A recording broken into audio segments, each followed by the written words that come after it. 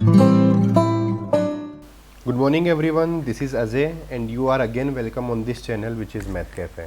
So आज के lecture में हम जेई मेंस 2020 में सितंबर 6 का पेपर नंबर 1 हम लोग डिस्कशन कर रहे हैं जो शिफ्ट नंबर 1 में हुआ है, राइट।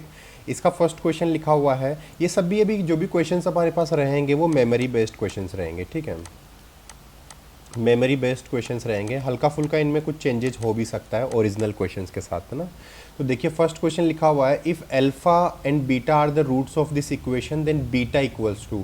तो यहाँ पे आप देख रहे हैं कि बीटा के लिए अपने को बीटा की वैल्यू बतानी है अल्फा की फॉर्म में। अपने पास 4 ऑप्शंस लिखे हुए हैं, तो किस तरीके से हम लोग फाइंड करते हैं देख लीजिए। तो इसका सॉल्यूशन हम लोग देखते हैं।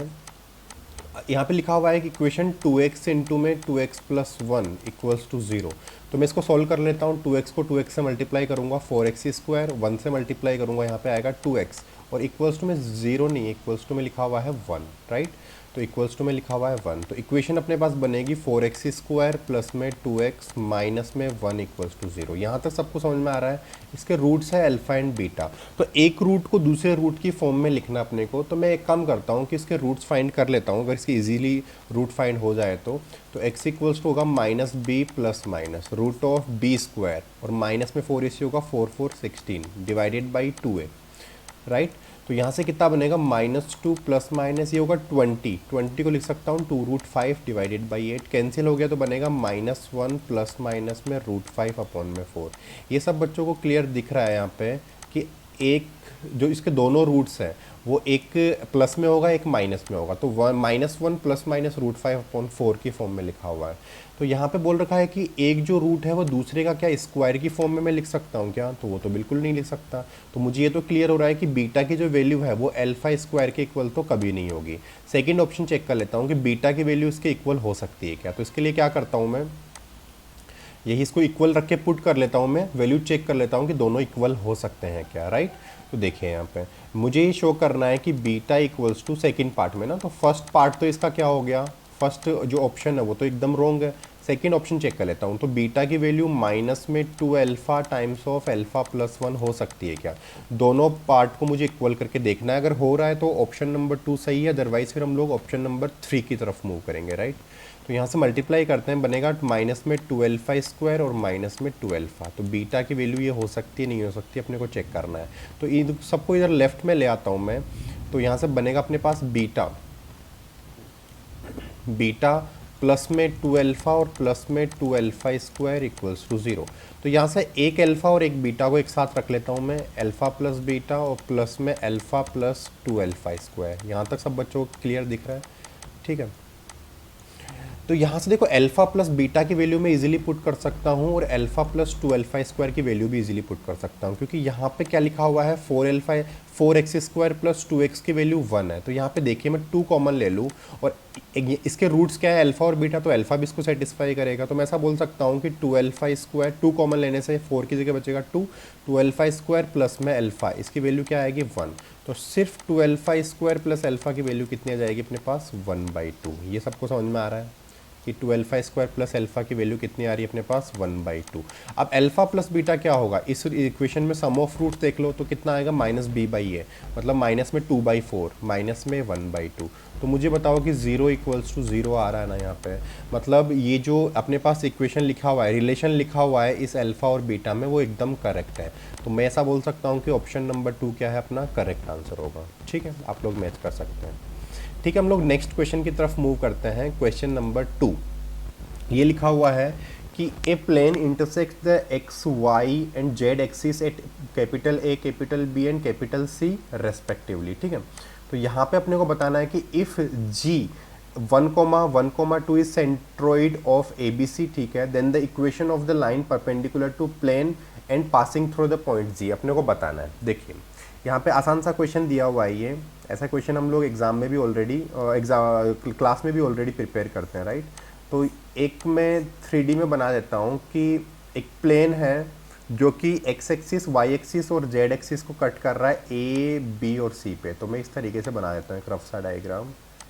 तो इसको बोल देता हूँ कि ये एक्स एक्सिस है, ये अपना वाई एक्सिस है और ये अपना जेड एक्सिस है। तो एक एक्स एक्सिस पे ए पे कट कर रहा है, वाई एक्सिस पे इसको कट कर रहा है बी पे, और जेड एक्सिस पे इसको कट कर रहा है सी पे। यहाँ तक सब बच्चों को क्लियर है।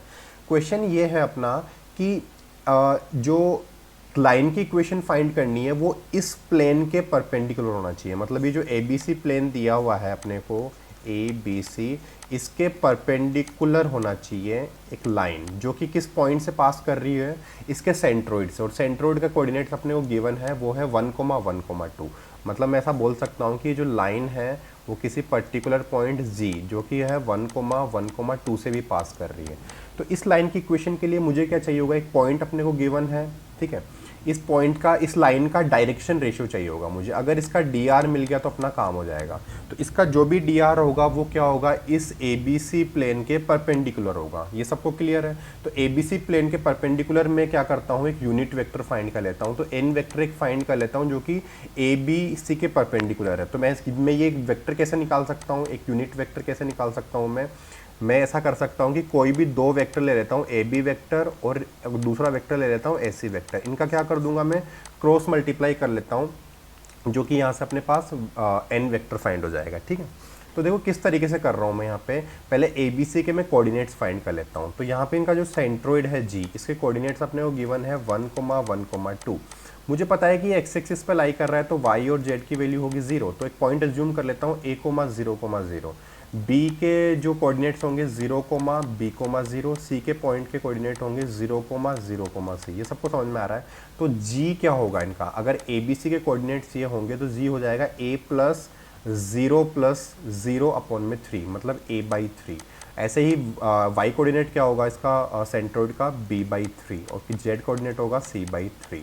इसकी वैल्यू कितनी गिवन है, जी अपने को गिवन है पॉइंट 1,1,2। तो यहाँ से सबको समझ में आ रहा है कि एक a/3 1 के इक्वल होगा, तो यहाँ से a की वैल्यू कितनी आएगी 3, b/3 1 के इक्वल होगा तो b की वैल्यू भी कितनी आ रही है 3, c/3 2 के इक्वल होगा तो c की वैल्यू कितनी आ रही है 6। तो यहाँ से अपने पास a, b और c के कोऑर्डिनेट्स आ गए हैं। सबको क्लियर है। a का कोऑर्डिनेट क्या होगा, a,0,0, मतलब 3,0,0। बी के कोऑर्डिनेट आ रहे हैं 0,3,0 एंड सी के कोऑर्डिनेट्स अपने पास आ गए 0,0,6। सबको क्लियर है।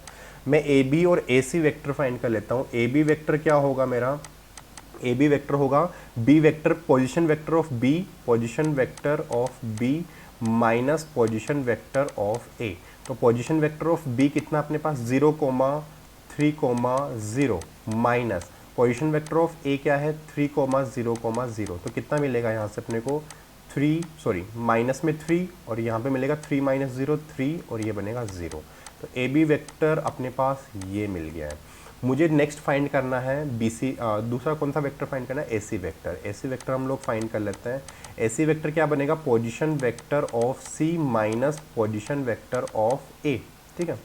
तो पोजीशन वेक्टर ऑफ सी कितना लिखा हुआ है क्वेश्चन में, 0, अपन ने फाइंड कर लिया ना ये 0,0,6 माइनस पोजीशन वेक्टर ऑफ ए अपने पास है 3,0,0। तो फाइनल कितना आंसर आ रहा है, 0 - 3 बनेगा -3, और ये 0, 6 - 0 बनेगा 6।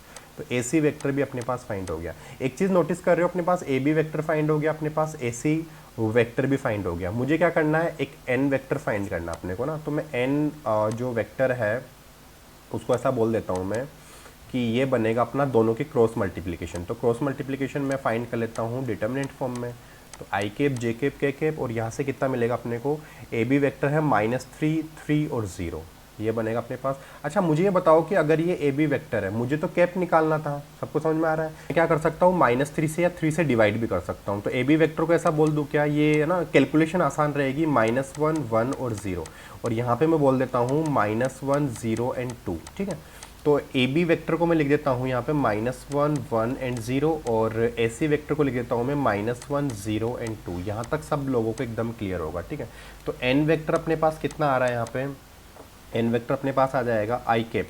यहाँ से देखो कितना बनेगा, 2 - 0 सिंपल 2 बचेगा, माइनस में जे कैप, यहाँ से कितना बनेगा -2 - 0 सिंपल -2 बचेगा, और प्लस में के कैप, और के कैप में कितना बनेगा -1 माइनस प्लस में 1, है ना, सॉरी 0 और प्लस में 1, तो सिंपल 1 बचेगा। तो मैं फाइनली ऐसा बोल दूं क्या कि इसका जो डायरेक्शन रेशियो होगा, जो एन कैप अपने पास से फाइंड करना अपने को, वो कितना आ रहा है 2,2,1। मुझे बताओ मैं ऐसा बोल दूँ क्या?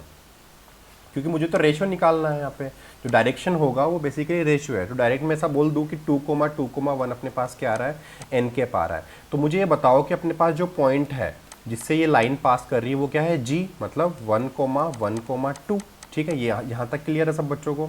और जो इसका डायरेक्शन रेशियो है लाइन का, वो मेरे पास कितना आ रहा है, 2,2,1। तो लाइन की इक्वेशन सब लोग बता सकते हैं, उसको क्या आएगी, x माइनस में x1 point, x minus x1 upon में a equals to y minus y1 upon में b equals to z minus में z1 अपॉन में c।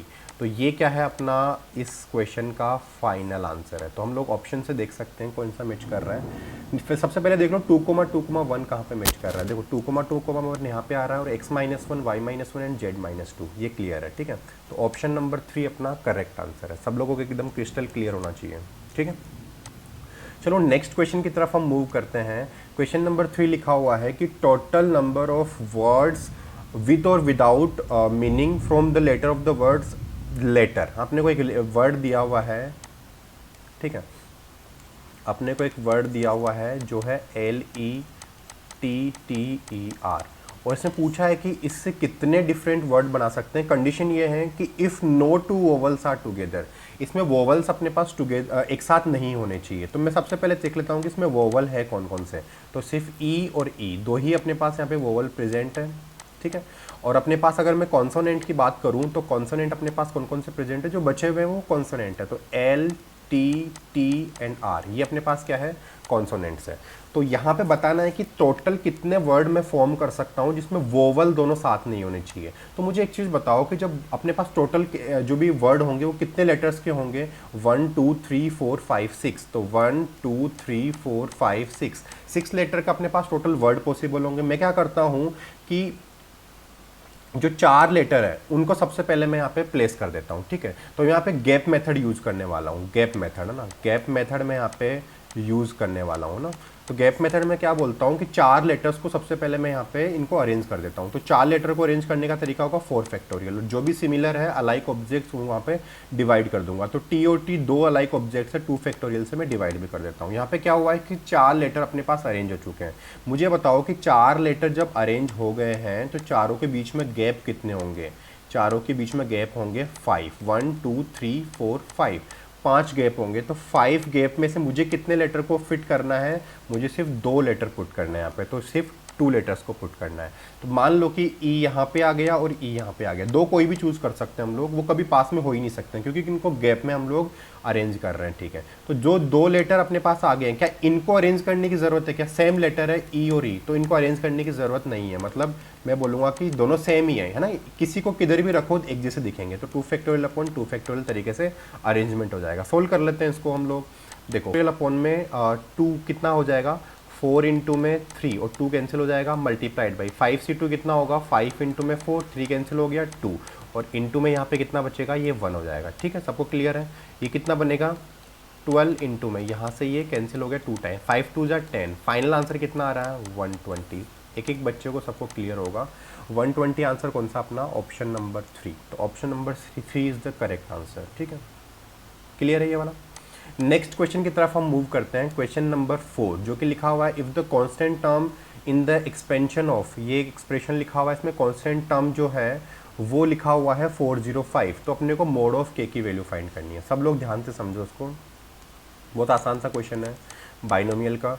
तो यहाँ पे लिखा हुआ है टर्म रूट एक्स माइनस में के अपॉन में एक्स स्क्वायर और इसकी पावर 10। ठीक है, ये एक्सप्रेशन दिया हुआ है, इसमें कांस्टेंट टर्म 405 अपने को लिखा हुआ है। तो देखो मैं इसका general term t r plus 1 क्या बोलता हूँ, एन सी आर और x power n minus r और वाई पावर आर। ये किसका जनरल टर्म है, x plus y raise to n के लिए। ठीक है, इसको मैं अभी के लिए मिटा देता हूँ, सब बच्चों को पता है ये x plus y raise to n के लिए होता है। ठीक है, तो यहाँ से क्या मिलेगा अपने को, देखो तो यहाँ पे टी आर प्लस 1 को मैं क्या लिख सकता हूँ, पावर जो है अपने पास 10 है, तो मैं n को क्या लिख देता हूँ, 10 लिख देता हूँ, सी आर। ठीक है, x पावर, x क्या है यहाँ पे, रूट ऑफ एक्स, तो यहाँ पे लिख देता हूँ root of x power n minus में r, n कितना है 10, तो ये बनेगा 10 माइनस में r। और वाई पावर आर, वाई कितना है माइनस के अपॉन में एक्स स्क्वायर, उसकी पावर क्या हो गया आर। सबको क्लियर है? ये x plus y power n में होगा तो सबको दिख है ना, समझ में आ रहा है कि एन की वैल्यू हो जाएगी अपने पास 10। तो ये कितना, देखो इसको सॉल्व कर लेता हूँ, 10 सी आर और कांस्टेंट क्या बचेगा माइनस के रेस टू आर, यहाँ पे कांस्टेंट बचेगा। और x की पावर में कितने कितने आएंगे, देखो x की पावर में ये पावर ये पूरा 1/2 से मल्टीप्लाई हो जाएगा, तो 10 माइनस आर अपॉन में 2 और ये ऊपर जाएगा तो बनेगा माइनस में 2r। ये सबको क्लियर होना चाहिए यहाँ तक। तो इसको फाइनली सॉल्व करने के बाद कितना बनेगा 10 सी आर माइनस के पावर में r और x पावर में ये कितना बनता है, देखो ये बनेगा 5 माइनस में ये बनेगा -1/2 आर और -2, तो माइनस में 5/2 टाइम्स ऑफ आर, ये फाइनली बन रहा है। अब ये बोल रखा है कि यहाँ पे कि कांस्टेंट टर्म अपने को ये गिवन है, तो कांस्टेंट टर्म के लिए मैं x की पावर जो भी होगा उसको क्या करूँगा 0 रखूँगा ना, x की पावर 0 ही कांस्टेंट बनेगा, इससे करस्पॉन्डिंग r फाइंड कर लेता हूँ। मैं पेन चेंज कर लेता हूँ यहाँ पे, देखो तो यहाँ पे क्या होगा 5 माइनस में 5/2 ऑफ आर को मैं क्या रख देता हूँ 0 कर देता हूँ, 5 से 5 कैंसिल हो जाएगा, आर की वैल्यू कितनी आ रही है अपने पास 2। ठीक है, तो वो जिस टर्म की हम लोग बात कर रहे हैं ना कांस्टेंट टर्म, वो कौन सा है r इक्वल्स टू 2 के करस्पॉन्डिंग टर्म मिलेगा 3। ठीक है, आर टी 2+1 है ना, जो कि बनेगा अपने पास T3। और ये T3 टर्म क्या बनने वाला, आर की वैल्यू यहाँ पे 2 रख देता हूँ मैं, कितना बनेगा 10c2 और माइनस के पावर में 2। आपको समझ आ रहा है, माइनस के पावर आर की वैल्यू मैंने यहाँ पे पुट कर दी है 2 और x की पावर इस, ये तो हमेशा x equal r equals to 2 के लिए कितना बनने वाला 0। और यही टर्म अपने को क्या गिवन है क्वेश्चन में 405। देखो बिल्कुल आसान सा क्वेश्चन है, ये है 405। तो इसको सॉल्व कर लेता हूँ, 10c2 कितना बनेगा अपने पास 10 इंटू में 9, 8 कैंसिल हो जाएगा 2। ठीक है, इंटू में कितना आ रहा है के स्क्वायर इक्वल्स टू बनेगा 405। तो यहाँ से 2 से ये कैंसिल हो जाएगा 5 टाइम्स, 5 से इसको कैंसिल कर देता हूँ मैं, 8 टाइम्स हो गया ये और ये 1, 9 कैंसिल करूँगा 9 9 जार 81। तो के स्क्वायर की वैल्यू अपने पास आ रही है 9, तो के की वैल्यू कितनी आएगी प्लस माइनस में 3। यहाँ तक क्लियर है। लेकिन पूछा अपने से है मोड ऑफ के की वैल्यू, तो मोड ऑफ के की मतलब यहाँ पे मोड ले लेता हूँ दोनों तरफ, तो यहाँ से कितना बनेगा मोड ऑफ के की वैल्यू तो सिर्फ 3 आएगी। तो कौन सा आंसर करेक्ट है अपना, option number 3 is the correct answer. सबको क्लियर है ये? क्वेश्चन नंबर 5 हम लोग नेक्स्ट मूव करते हैं। लिखा हुआ है, पढ़ता हूँ मैं, centre of a circle passing through the point 0,1। एक ऐसे सर्कल के सेंटर फाइंड करना है जो कि 0,1 से पास करता है वो सर्कल, और दूसरे curve y equal to x square को 2,4 पे टच भी करता है। जैसे हम लोग बोल देते हैं कि इस सर्कल की अपने को इक्वेशन निकालनी है जो कि दूसरे curve y equal to x square को कहाँ पे टच कर रहा है 2,4 पे। ठीक है, और साथ में एक पॉइंट से पास करता है जो पॉइंट गिवन है 0,1। तो यहाँ पे मैं फैमिली ऑफ सर्कल अप्लाई करूँगा कि अगर एक लाइन अपने पास गिवन है और इस पर एक पॉइंट गिवन है, ठीक है, लाइन L है, पॉइंट अपने पास ये पॉइंट P की गिवन है, तो इस पॉइंट से पास करने वाली और लाइन को टच करने वाले जितने भी फैमिली ऑफ सर्कल्स की इक्वेशन है वो हम लोग फाइंड करते हैं s plus lambda times of L equals to 0।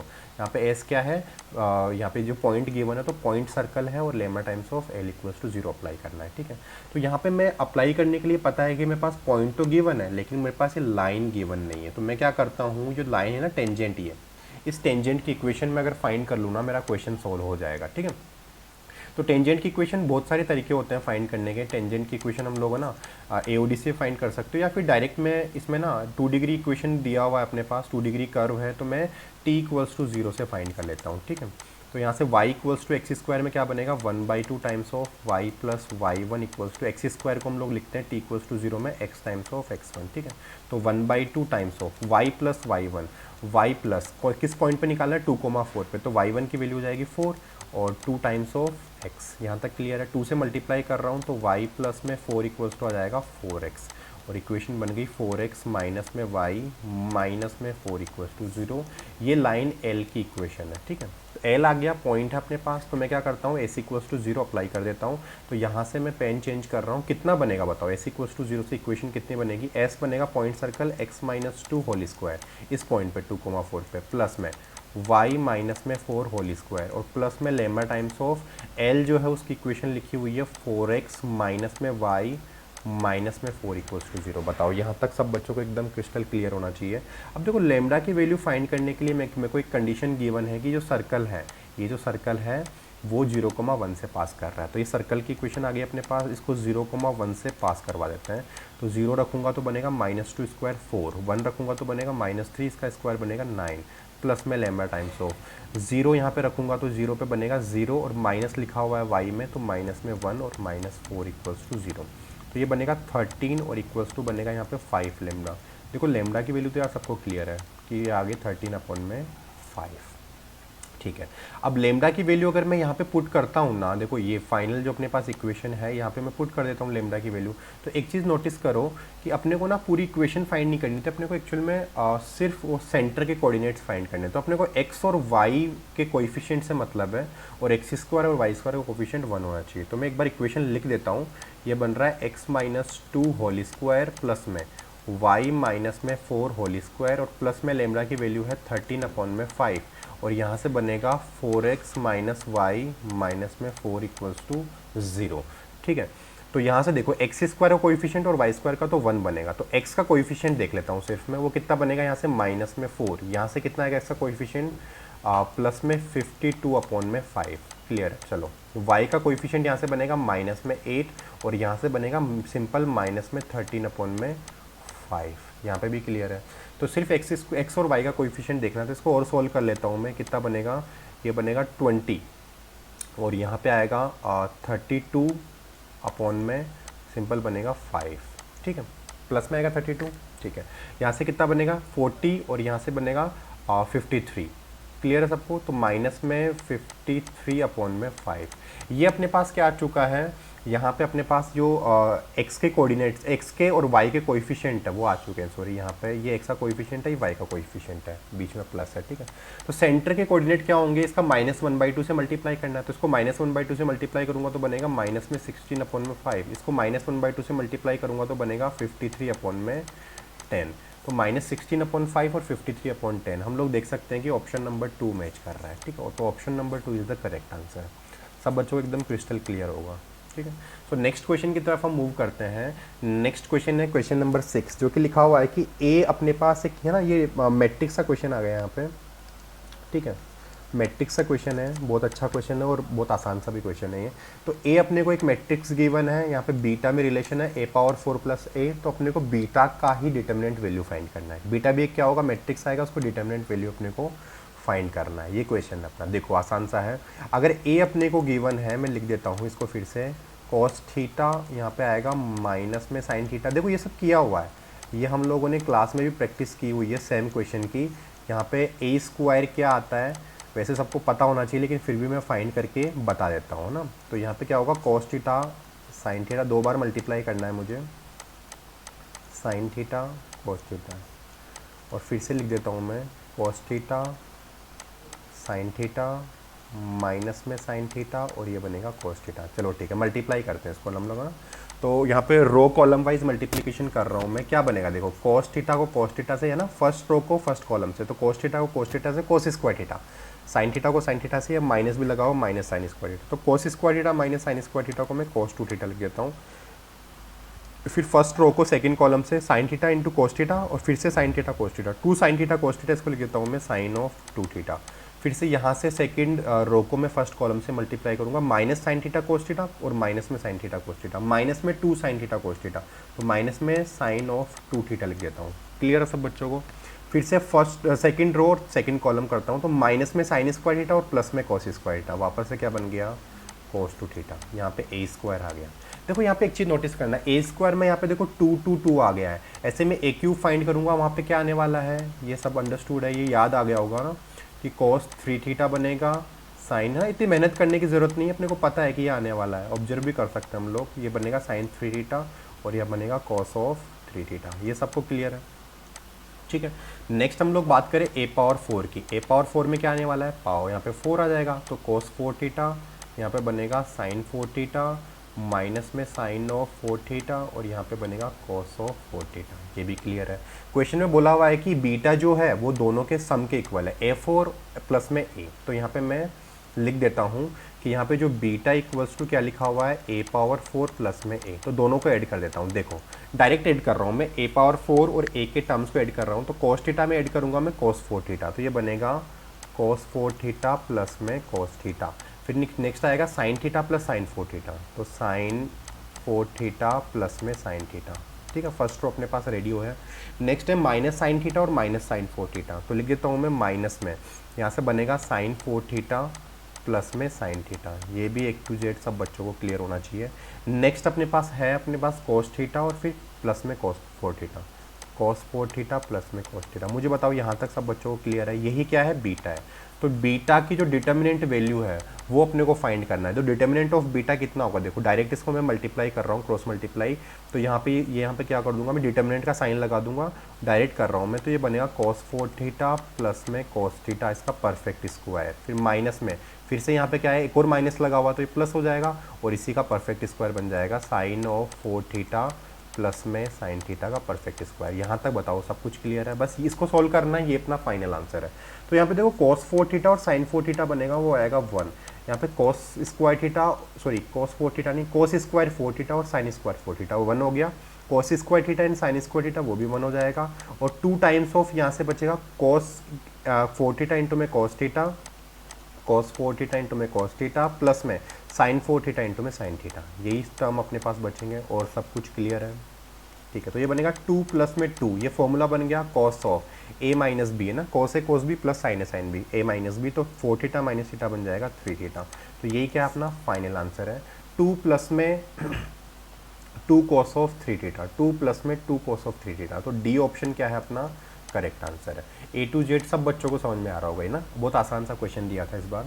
Next हम लोग देखते हैं क्वेश्चन नंबर 7। क्वेश्चन नंबर 7 क्या लिखा हुआ है मैं पढ़ता हूँ। क्वेश्चन नंबर 7 लिखा हुआ है कि कॉन्ट्रापोजिटिव ऑफ, एक स्टेटमेंट लिखा हुआ है कि if n cube minus 1 is even then n is odd. ठीक है, तो मैथमेटिकल रीजनिंग का बहुत आसान सा क्वेश्चन है ये।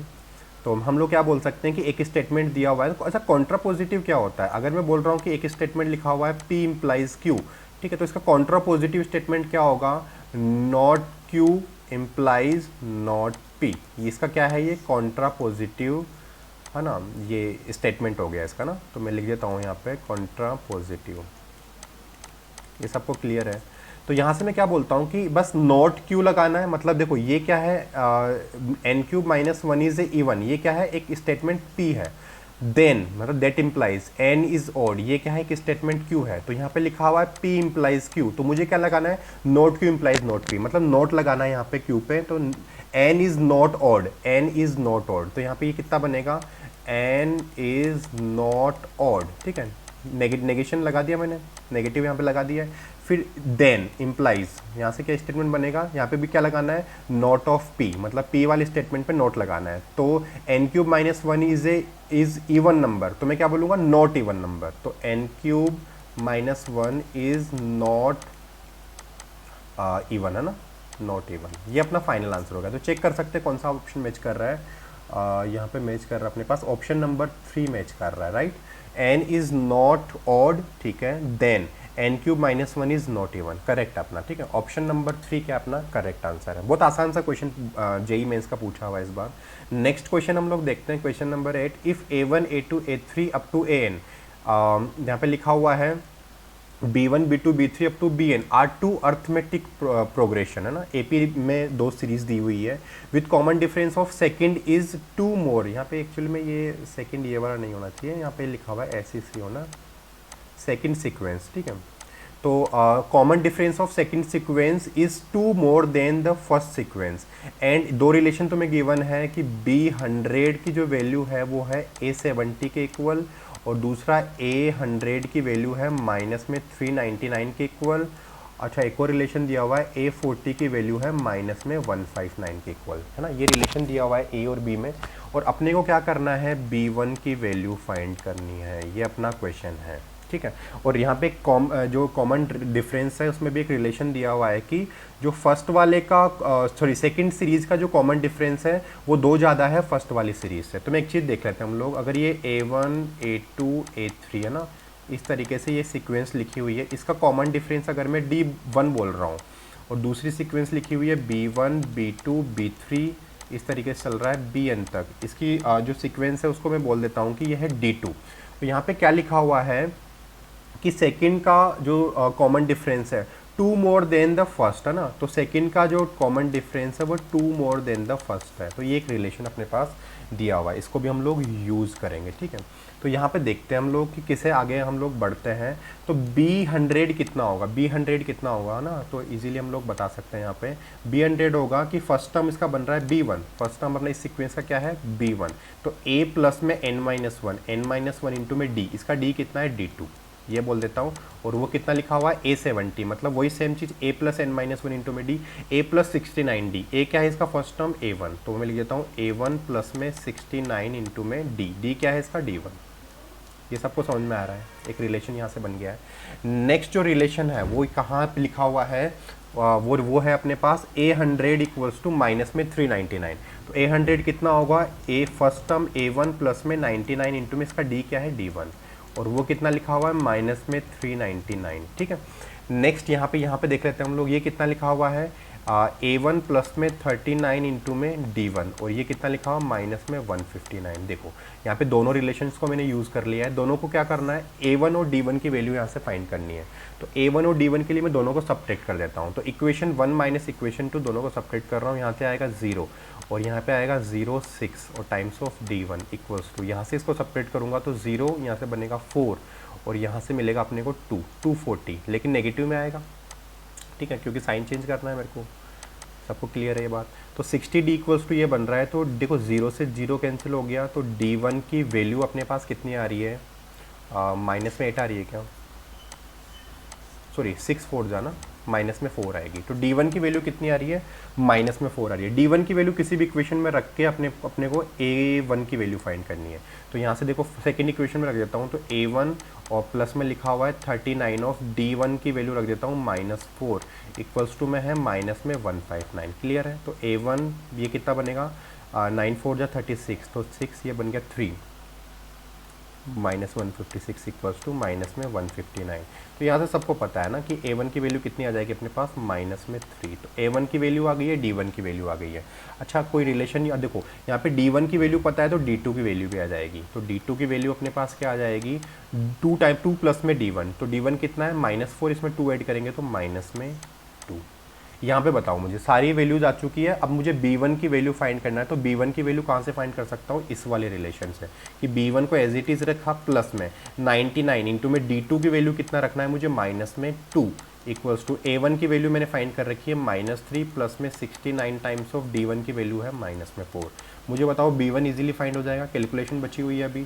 तो यहाँ से कितना बनेगा 198 और इक्वल्स टू -3 और माइनस में कितना बनेगा 6 और 3 बचेगा और ये कितना बनेगा 276, ठीक है। तो B1 की वैल्यू यहाँ से आ जाएगी 1, ये देखो प्लस में जाएगा 198 और माइनस में यहाँ से कितना बन जाएगा 3 और ऐड करना है तो 279, ठीक है।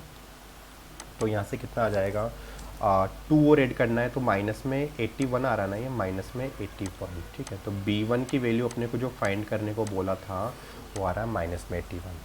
तो आंसर अपना कौन सा करेक्ट है, ऑप्शन नंबर और ना 3 इज़ करेक्ट आंसर। क्लियर एकदम सब कुछ। नेक्स्ट क्वेश्चन देखते हैं, question number 9, right. So question number 9 में पढ़ लेता हूँ क्या है। If the angle of elevation of the top, यहाँ पे टैप लिखा हुआ है, top of a summit is 45 degree and the person climbs at an inclination of 30 degree up to 1 kilometer, ठीक है। where the angle of elevation of top becomes 60 degree, उस point पे जहाँ पे 1 किलोमीटर खत्म कर रहा है वहाँ पे एंगल ऑफ एलिवेशन 60 डिग्री बन जा रहा है। Then the height of the summit is, okay ठीक है। तो इसका हम लोग रफ सा डायग्राम बनाने की कोशिश करते हैं कि किसी भी पॉइंट से एंगल ऑफ एलिवेशन जो है वो कितना दिया हुआ है, टॉप ऑफ समिट ये दिया हुआ है अपने को एंगल ऑफ एलिवेशन। देखो ये गिवन अपने को कितना है, यह है 45 डिग्री, 45 डिग्री दिया हुआ है, 45 डिग्री अपने को ये गिवन है, ठीक है। And a person climbs at inclination, climb कैसे कर रहा है यहाँ से, इंक्लाइन ना 30 डिग्री पे क्लाइम कर रहा है। ये लो भाई साहब 30 डिग्री पे, पेन चेंज कर देता हूँ थोड़ा दिखाने सही से दिखे। 30 डिग्री पे ये क्लाइम करना स्टार्ट करता है, ये 30 डिग्री है ना। तो कितना क्लाइम कर रहा है, 1 किलोमीटर, ये है अपने पास डिस्टेंस है 1 किलोमीटर, ठीक है।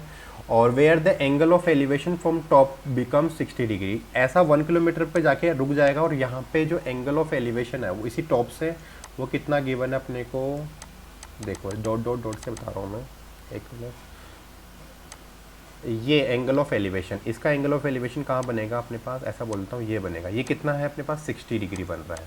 All right. सो बोल रहा है कि then the height of the summit is, मतलब इसकी हाइट पूरी फाइंड करनी है। तो इसकी हाइट में क्या अज्यूम कर लेता हूँ, कैपिटल में एच अज्यूम कर लेता हूँ। यहाँ तक सब बच्चों को क्लियर है, कोई टेंशन नहीं होनी चाहिए, ठीक है। तो देखो यहाँ पे एक चीज़ नोटिस करो कि ये 1 किलोमीटर है, ये 30 डिग्री है। तो क्या मैं इसकी जो इसको इसको मैं x बोल देता हूँ, इस x डिस्टेंस को मैं फाइंड कर सकता हूँ क्या, इस x डिस्टेंस को कैसे फाइंड करूँगा, 1 इंटू में cos 30, ठीक है। 1 इंटू में cos 30 कितना बनेगा, देखो सब क्लियर है ना, x इक्वल्स टू कितना बनेगा, 1 इंटू में cos ऑफ 30, ये बन रहा है √3/2। तो x की वैल्यू अपने पास आ गई है √3/2। यहाँ पे कोई टेंशन नहीं, ये वाली डिस्टेंस आ गई है, यहाँ तक की डिस्टेंस अपने को पता चल गई है, ठीक है। अब मुझे ये देखते हैं हम लोग, ये फाइंड कर सकते हैं कि ये वाली डिस्टेंस फाइंड कर सकते हैं कि देखो इसकी और इसकी ज़रूरत पड़ेगी। तो मैं sin 30 लगा देता हूँ।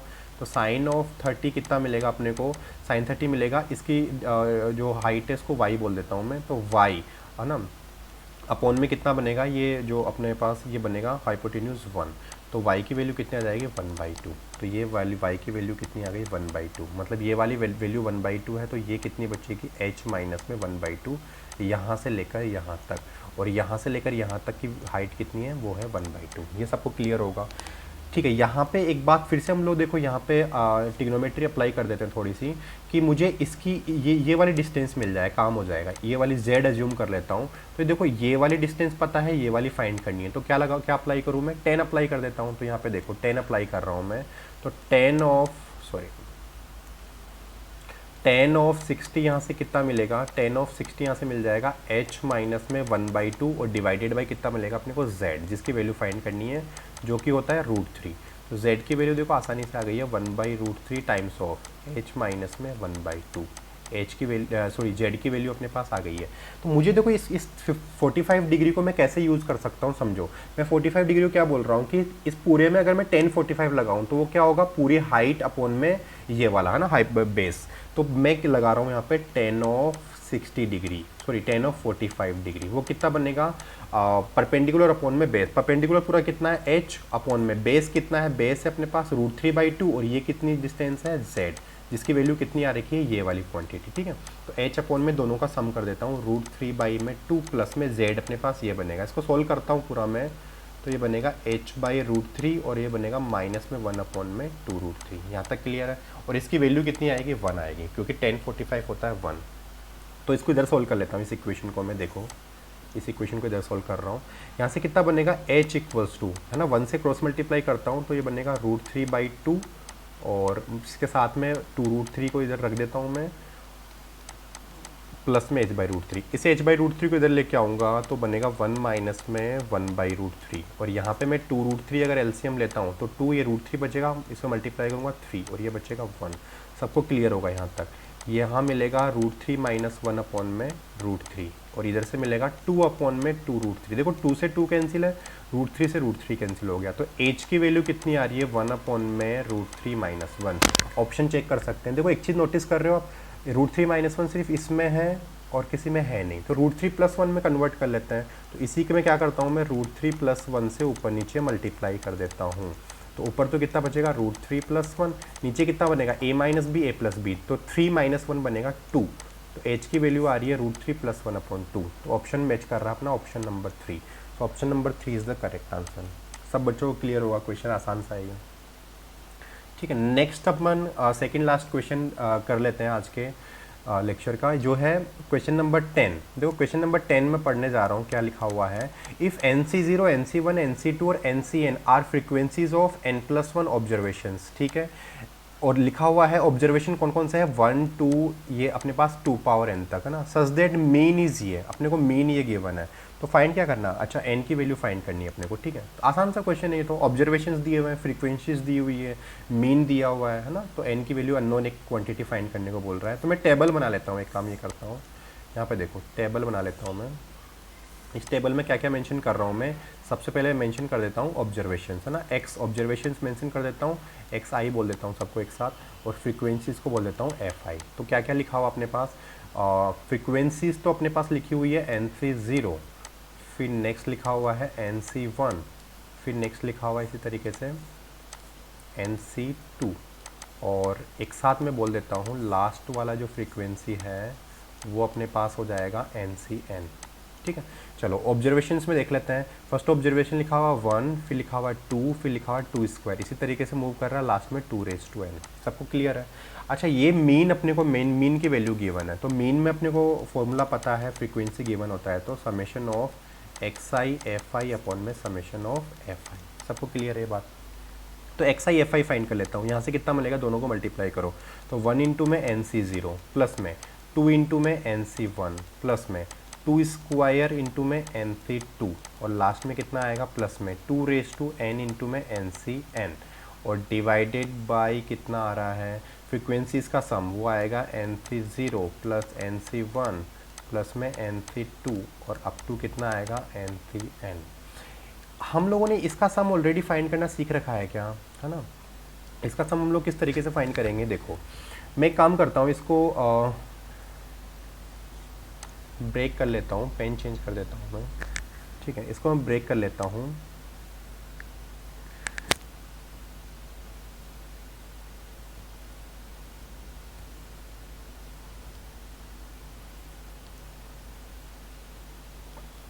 ये बन जाएगा अपने पास, देखो इसका जनरल टर्म क्या हो जाएगा, इसको लिख देता हूँ मैं एक साथ में, समेशन NCR, है ना, 0 1 2 ये सब चेंज हो रहा है, इनको R लिख दिया मैंने और यहाँ से कितना बचेगा NCR और 2 पावर में भी आएगा, तो 2 पावर में कितना लिख रहा हूँ मैं, ये 2 पावर 0 लिखा हुआ है तो यहाँ पे R जो है वो पावर में आ रहा है, 1 है तो 2 पावर 1, 2 है तो 2 पावर 2, तो यहाँ पे पावर में R लिख देता हूँ। ठीक है, तो NCR इंटू में 2 पावर R सही है। और R की वैल्यू कहाँ से कहाँ तक मूव कर रही है, 0 से लेकर n तक। देखो यहाँ पे मैं n-r वाला टर्म भी लिख देता हूँ, 1 पावर n-r। तो ये सबको क्लियर है, ये कैसा फॉर्म बन रहा है ना, NCR x पावर n-r और y पावर r, और इसका सम क्या होता है x प्लस वाई पावर में n क्या है अपने पास, n ही लिखा हुआ है, तो फाइनल आंसर क्या है इसका 3n। ठीक है, तो मैं इसका सम लिख देता हूँ, ऊपर वाले का बन गया 3n और नीचे वाले का कितना बनेगा ये तो सबको पता है 2n होता है, तो ये क्या आ गया x बार, और इसी की वैल्यू क्या गिवन है क्वेश्चन में, 729 डिवाइडेड बाई 2n, तो 2n से 2n कैंसिल हो गया, 3n की वैल्यू हो जाएगी 729, तो n की वैल्यू यहाँ से कितनी हो जाएगी, देखो यहाँ पे कितना है, 6 आ गया फिर तो। ठीक है, नेक्स्ट क्वेश्चन की तरफ मूव करते हैं, क्वेश्चन नंबर 11। लास्ट क्वेश्चन है मेरे पास, हमें मेमोरी बेस्ड जो भी मेरे पास क्वेश्चंस थे उसमें सिर्फ शिफ्ट 1 के सिर्फ इतने ही क्वेश्चंस थे ना, 11 क्वेश्चंस मेरे पास। ठीक है, यहाँ पे लिखा हुआ है area bounded by the curve y equals to x square minus 1 and y equals to 1 minus x square, वो एरिया फाइंड करना दोनों से बाउंडेड। बहुत अच्छा आसान सा क्वेश्चन है, एकदम बच्चों वाला क्वेश्चन दिया है यहाँ पे। तो x square minus 1 y equals to x square ये होता है एक्स स्क्वायर माइनस 1, नीचे से मैं इसको पास करवा देता हूँ, ये है y equals to x square minus 1, y equals to 1 minus x square, minus x square ऐसा होता है तो 1 माइनस एक्स स्क्वायर ऊपर से पास करेगा। ठीक है, थोड़ा सा सही नहीं लग रहा है ये, लेकिन है ना कर्व है पूरा ये, ठीक है, स्मूथ।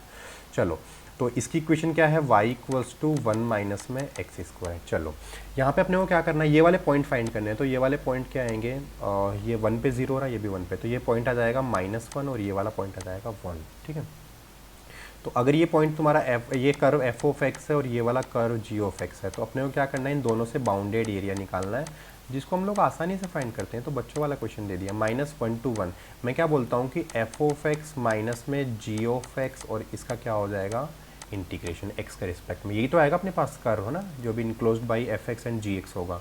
तो यहाँ पे लिख देता हूँ, देखो -1 to 1, एफ ऑफ एक्स कितना लिखा हुआ है, ये वाला 1 माइनस एक्स स्क्वायर लिख दिया मैंने, 1 माइनस एक्स स्क्वायर, फिर माइनस में जी ऑफ एक्स कितना लिखा हुआ है, एक्स स्क्वायर में माइनस में 1, और फाइनल क्या हो जाएगा डी एक्स। ठीक है, इधर यहाँ पे पेन चेंज करके लिख देता हूँ मैं, यहाँ से कितना बनेगा, देखो एरिया अपने पास फाइनली बनेगा -1 to 1, देखो 1 और यहाँ पे +1 आएगा, तो इसको देता हूँ 2 माइनस में, और माइनस एक्स स्क्वायर बनेगा माइनस में 2x स्क्वायर इंटू में dx। ठीक है, तो इसका डायरेक्ट इंटीग्रेशन कर देता हूँ, इसका बनेगा 2x और लिमिट पुट कर देता हूँ -1 to 1, माइनस में इसका बनेगा x³ अपॉन में 3, तो 2/3x³ और लिमिट बनेगा -1 to 1। देखो 2 टाइम्स हो, ये कितना आएगा इसका 1 और माइनस माइनस बन जाएगा +1, upper limit minus lower limit, है ना, यहाँ से कितना बनेगा 1 प्लस में 1, तो फाइनल आंसर देख लेते हैं, ये बनेगा 4 माइनस में ये बनेगा 4/3, तो कितना आएगा, ये बनेगा 12 और ये बन गया 8/3। ठीक है, तो जो एरिया इनक्लोज्ड एरिया होगा वो फाइनल आंसर क्या आ रहा है 8/3, तो option B is the correct answer. सबको क्लियर है? क्वेश्चंस का लेवल कैसा है। बहुत आसान सा पेपर आया है, और जो भी नेक्स्ट शिफ्ट नंबर 2 का जो पेपर होगा मैं जल्द से जल्द अपलोड करता हूँ, और इसके पहले वाले पेपर्स भी मैं है ना अपलोड करने की कोशिश करता हूँ जल्दी से जल्दी। तो ठीक है, bye bye, take care and keep learning.